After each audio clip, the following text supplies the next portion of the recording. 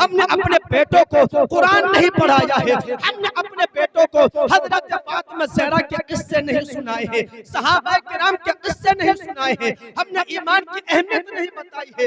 अगर आज हम अपने बच्चों को ईमान की अहमियत बता देते, ईमान क्या है, हमारा मजहब कितना अहम है, बोलो कोई भी हमारी बच्ची किसी गैर के साथ नहीं जाती। नहमदुहु व नुसल्ली अला रसूलिल करीम, अम्मा बअद, फ़अऊज़ु बिल्लाहि मिनश शैतानिर रजीम, बिस्मिल्लाहिर रहमानिर रहीम, वमा खलक़तुल जिन्ना वल इंसा इल्ला लियअबुदून, सदक़ल्लाहुल अलीयुल अज़ीम। एक मर्तबा मोहब्बत के साथ बुलंद आवाज से दरूद शरीफ का हदिया पेश करें। बाबा से बुलंद पढ़ें, अल्लाहुम्मा सल्ली अला सय्यदिना व मौलाना मुहम्मद व बारिक व सल्लिम सलातन व सलामन अलैका या रसूल अल्लाह। सुभान अल्लाह, माशाअल्लाह। हम और आप बड़े खुश नसीब हैं कि आज हम सरकार दो आलम सल्लल्लाहु अलैहि वसल्लम के जिक्र पाक की महफिल में हाजिर हैं। अल्लाह तबारक व तआला की बारगाह में दुआ है कि परवरदिगार आलम हम सबकी हाजिरी को कबूल फरमाए। हजरात, मैं मुबारकबाद दूंगा कारी दिलशाद और मौलाना इफ्तिखार हुसैन और बाकी तमाम उलमा अहले सुन्नत जो स्टेज पर जलवाबार हैं। अल्लाह पाक इस जलसे को अपनी बारगाह में कबूल फरमाए। परवरदिगार आलम हम सबको जज़ाए खैर अता फरमाए। वक्त की किल्लत दामनगीर है, मैं ज्यादा लंबी चौड़ी तकरीर नहीं करूंगा, बस मुख्तसर वक्त में चंद बातें आपके सामने रखूंगा और रुखसत हो जाऊंगा। एक मर्तबा मोहब्बत के साथ बोले सुभान अल्लाह, अकीदत से बोले या रसूल अल्लाह। अल्लाह पाक इरशाद फरमाता है, वमा खलक़तुल जिन्ना वल इंसा इल्ला लियअबुदून। अल्लाह पाक इरशाद फरमाता है कि मैंने जिन और इंसानों को अपनी इबादत के लिए पैदा फरमाया है। हजरात, हमारा और आपका सबका जो दुनिया में आने का मकसद है वो अल्लाह की इबादत करना है। इबादत का मतलब यही नहीं है नमाज पढ़ना, रोजा रखना, हज करना, ज़कात देना, ये भी इबादत है। नमाज पढ़ना भी इबादत है, रोजा रखना भी इबादत है, हज करना भी इबादत है, ज़कात देना भी इबादत है, और किसी मुसलमान से मुस्कुराकर मुलाकात करना भी इबादत है। हदीस पाक में है, अल्लाह के रसूल इरशाद फरमाते हैं कि जब तुम किसी मुसलमान से मुलाकात करो तो पहले उसको सलाम करो, पहले उसको सलाम करो और कहो अस्सलामु अलैकुम। आप जवाब दीजिए, ये क्या करना है पहले मुलाकात में? सलाम। जो भी मुसलमान मिले उसको सलाम करो। मेरे आका इरशाद फरमाते हैं, जन्नत में सिर्फ मोमिन जाएंगे। बोलिए, जन्नत में सिर्फ मोमिन जाएंगे, यानी ईमान वाले ही जन्नत में जाएंगे। और आका इरशाद फरमाते हैं, अगर तुम जन्नत में जाना चाहते हो तो अपने ईमान की हिफाजत करो, अपने ईमान को मजबूत करो, इसलिए कि सिर्फ जन्नत में ईमान वाले ही जाएंगे। आका इरशाद फरमाते हैं, और तुम ईमान वाले नहीं बनोगे जब तक कि आपस में एक दूसरे से मोहब्बत नहीं करोगे। यानी तुम्हारे दिलों में एक दूसरे के लिए अगर मोहब्बत नहीं है तो हुजूर फरमाते हैं तुम ईमान वाले नहीं हो। मेरे आका इरशाद फरमाते हैं, ऐ सहाबा, मैं तुम्हें एक ऐसा नुस्खा बता देता हूँ, एक ऐसा वजीफा बता देता हूँ कि जब तुम उस नुस्खे पे अमल करोगे तो आपस में मोहब्बत पैदा हो जाएगी। सहाबा ने अर्ज किया, रसूल अल्लाह, मोहब्बत पैदा करने का वजीफा क्या है? मेरे आका इरशाद फरमाते हैं, आपस में एक दूसरे को सलाम करना कर दो, सलाम की बरकत से आपस में मोहब्बत पैदा हो जाएगी। और जब आपस में मोहब्बत पैदा हो जाएगी तो तुम ईमान वाले हो, और जब तुम ईमान वाले बनोगे तो सलामती के साथ जन्नत में दाखिल हो जाओगे। हजरात मोहतरम, तो मज़हब इस्लाम में मुसलमान से मुस्कुरा कर मिलना और सलाम करना ये भी इबादत है। और सुनिए, आका इरशाद फरमाते हैं, जब किसी मुसलमान से मुलाकात हो तो उससे मुसाफा भी किया करो, यानी हाथ भी मिलाया करो। मुसाफा करने का ये फायदा है। मेरे आका इरशाद फरमाते हैं, जब दो मुसलमान मुसाफा करते हैं यानी हाथ मिलाते हैं और वो सलाम करते हैं और नबी पर दुरूद पढ़ते हैं, तो मुसाफा करने की बरकत से उन दोनों के हाथ जुदा होने से पहले पहले अल्लाह पाक दोनों मुसलमानों की मगफिरत फरमा देता है। हजरात, यह है हाथ मिलाने का फायदा। कि आप किसी मुसलमान से हाथ मिलाएं तो बोलो हाथ मिलाने से मगफिरत होती है, मुसलमान से मुसाफा करने से गुनाह माफ होते हैं। तो मज़हब इस्लाम में मुसाफा करना भी बोलो इबादत है। बोलिए, मुसाफा करना भी इबादत है। और सुनिए, मुस्लिम शरीफ की हदीस है, मेरे आका इरशाद फरमाते हैं, मैंने जन्नत के अंदर एक शख्स को देखा कि जो जन्नत के अंदर टहल रहा था। आका इरशाद फरमाते हैं, मैंने फरिश्तों से पूछा, ए फरिश्तों ये बताओ कि ये आदमी जन्नत में कैसे आ गया, किस अमल की वजह से, किस नेकी की वजह से? तो फरिश्तों ने अर्ज किया, रसूल अल्लाह, जब ये आदमी दुनिया में था तो दुनिया के अंदर इसने रास्ते से एक ऐसे पेड़ को हटा दिया था कि जो पेड़ रास्ता चलने वालों को तकलीफ पहुंचाया करता था। जो रास्ता चलने वालों को यानी राहगीरों को जो पेड़ तकलीफ पहुंचाया करता था, इस शख्स ने रास्ते से उस पेड़ को हटा दिया था। तो आका इरशाद फरमाते हैं, मुसलमानों की तकलीफ दूर करने की वजह से अल्लाह ने इस शख्स को जन्नत अता फरमाया। सुभान अल्लाह, सुभान अल्लाह। नारे तकबीर, नारे रिसालत, नारे हैदरी और सुन्नत हजरत मौलाना बरार रजा साहिब किबला। नारे तकबीर, नारे रिसालत। वाह, अच्छा, बात समझ में आ रही है आपके? आ रही है? यानी इस्लाम में किसी को तकलीफ नहीं पहुंचानी है। बोलिए, इस्लाम में किसी को तकलीफ बल्कि तकलीफ दूर करनी है। बोलिए, तकलीफ, अगर कोई तकलीफ में है, अगर कोई परेशान है, अगर कोई मुसीबत में गिरफ्तार है, तो हमारा मजहब हमें सिखाता है कि उसकी तकलीफ को दूर कर दो, उसकी परेशानी को दूर कर दो। अगर रास्ता खराब है, रास्ता चलने से किसी रास्ता चलने वाले को तकलीफ होती है, तो मेरे आका इरशाद फरमाते हैं, रास्ता साफ कर दो, रास्ते से कंकर हटा दो, रास्ते से पत्थर हटा दो, रास्ते से कांटे हटा दो। आका इरशाद फरमाते हैं, तुम अल्लाह के बंदों को सुकून पहुंचाओगे, अल्लाह पाक तुम्हें जन्नत अता फरमा देगा। आज कुछ लोगों ने यह समझ रखा कि बस नमाज पढ़ो। बोलिए बस, बोलिए बस नमाज पढ़ो, बाकी कितनी तकलीफें पहुंचाते रहो। बोलिए, बाकी कितनी ही तकलीफें पहुंचाते रहो, लोगों के दिल दुखाते रहो, लोगों के माल हड़पते रहो, डोले काटते रहो। सुनिए, मदीना शरीफ के अंदर दो औरतें रहती थी। एक औरत के बारे में मशहूर था कि ये औरत 5 नमाज़ें भी पढ़ती है, रोजे भी रखती है, हज भी करती है, ये ज़कात भी देती है, सदका खैरात भी देती है, लेकिन साथ में ये औरत पड़ोसियों को सताती भी है।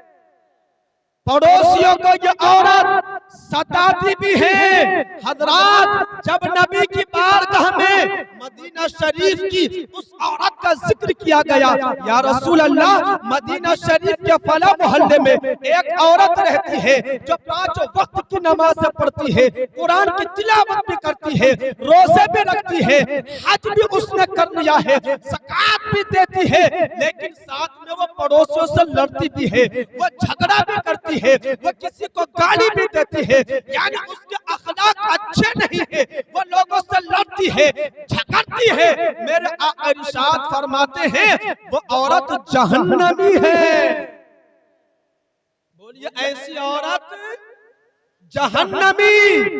फिर नबी की बारगाह में मदीना शरीफ की एक औरत का और जिक्र किया गया, या रसूल अल्लाह, मदीना शरीफ के अंदर एक औरत और रहती है, उसके बारे में यह कहा जाता है कि वह सिर्फ 5 नमाज़ें पढ़ती है। बोलिए सिर्फ 5 नमाज़ें पढ़ती है, सिर्फ रमजान के रोजे रखती है, सिर्फ उसने एक हज किया है, लेकिन या रसूल अल्लाह वो किसी को तकलीफ नहीं पहुंचाती है, वो किसी से लड़ती नहीं है, वो किसी से झगड़ा नहीं करती है। या रसूल अल्लाह उसका अखलाक बहुत अच्छा है। मेरे आका इरशाद फरमाते हैं वो औरत जन्नती है। सुभान अल्लाह, वो औरत जन्नत में जाएगी। मेरे दोस्तों बुजुर्गों, पता चला हमारा मजहब जहां हमें ये हुक्म देता है कि मस्जिद में जाकर 5 टाइम की नमाज पढ़ो, हमारा मजहब वहीं पे हमें यह भी हुक्म देता है कि अपने पड़ोसी को मत सताओ, किसी का दिल मत दुखाओ। हजरात मोहतरम, हमारा मजहब मोहब्बत का मजहब है, प्यार का मजहब है। हमारा मजहब हमें प्यार सिखाता है, मोहब्बत सिखाता है। सुनिए,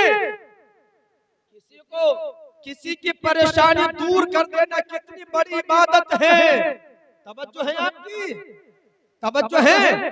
किसी की परेशानी दूर कर देना कितनी बड़ी इबादत।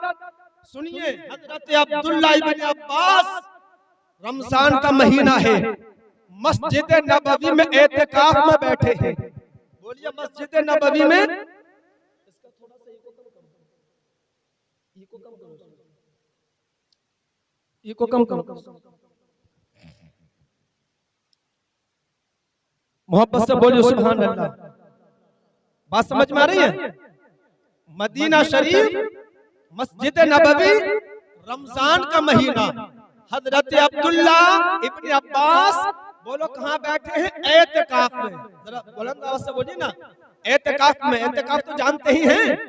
हाँ, जिस एतिकाफ के नाम से आप लोग घबराते हैं, बोलिए घबराते कि नहीं घबराते?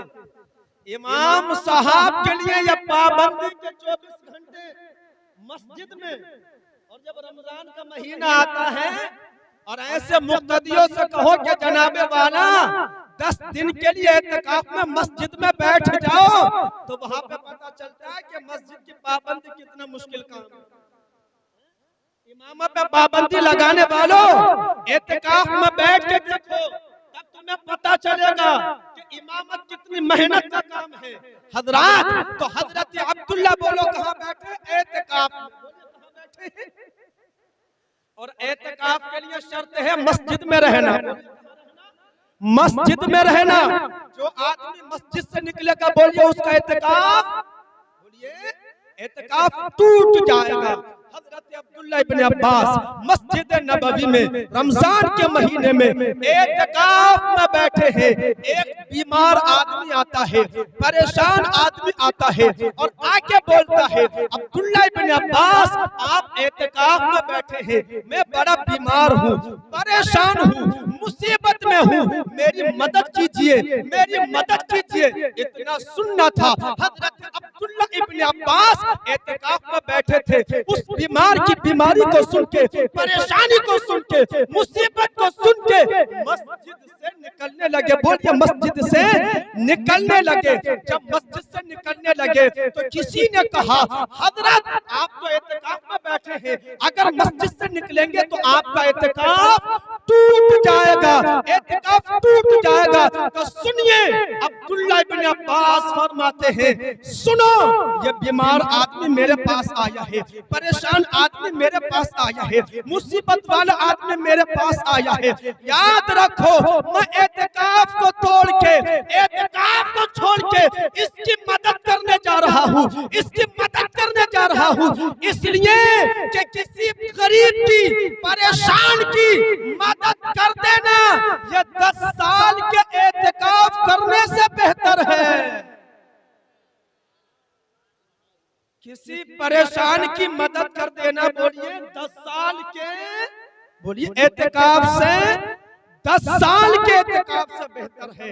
आप जरा गौर फरमाएं कि वो सहाबी, उनका नजरिया यह था कि अपने इस्लामी भाइयों को फायदा पहुंचाओ। हदीस पाक में आता है, मेरे आका इरशाद फरमाते हैं, सबसे अच्छा आदमी वो है जो अपने पड़ोसियों को, अपने दोस्तों को, अपने रिश्तेदारों को फायदा पहुंचाता है। इसलिए हजरात मोहतरम, मेरा ये छोटा सा पैगाम है, अपने दिल की तख्ती पे नोट करो कि अपने हाथ से किसी को तकलीफ, बोलिए तकलीफ। अच्छा, मुसलमान का माना जानते हैं? मुसलमान कौन होता है? मुसलमान का मतलब मालूम है? अगर मैं आपसे पूछूं मुसलमान कौन होता है, मुसलमान किसे कहते हैं, तो कोई जवाब देगा कि जो सबसे ज्यादा गोश्त खाए वही मुसलमान होता है। ऐसा है? मुसलमान कौन होता है? सुनिए, बुखारी शरीफ की हदीस है, सहाबा ने पूछा, या रसूल अल्लाह, मुसलमान कौन होता है, किसे कहते हैं मुसलमान, मुसलमान की पहचान क्या है? तो आका इरशाद फरमाते हैं कि जो दूसरे लोगों को तकलीफ ना पहुंचाए वो मुसलमान होता है। बोलिए, जो दूसरे लोगों को तकलीफ अपने हाथ से और अपनी जबान से दूसरे लोगों को तकलीफ ना पहुंचाए, बोलिए वो मुसलमान होता है।